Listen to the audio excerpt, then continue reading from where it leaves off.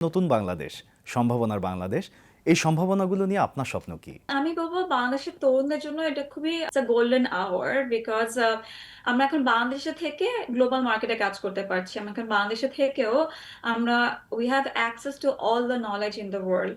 So যারা আসলে succeed হতে চায় তাদের জন্য আসলে কোনো এক্সকিউজ নেই না হওয়ার জন্য, because you have all the available tools in your hand.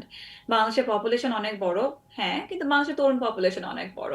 So ওদেরকে যদি আমরা রাইট প্ল্যাটফর্ম দিতে পারি, রাইট স্কিল সেট বিল্ড করতে পারি, then Bangladesh can be the next IT hub for the global ecosystem.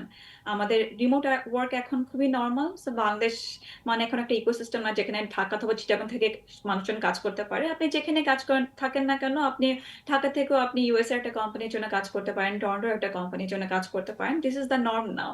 So আমি বলবো যে অ্যাসপায়ার বিগ এবং নিজেকে ওভাবে তৈরি করা যে আমি যদি গুগল মাইক্রোসফটের মতো একটা কোম্পানিতে কাজ করতে চাই তাহলে আমাকে কি ধরনের স্কিল বিল্ড করা লাগবে এবং just to work towards that.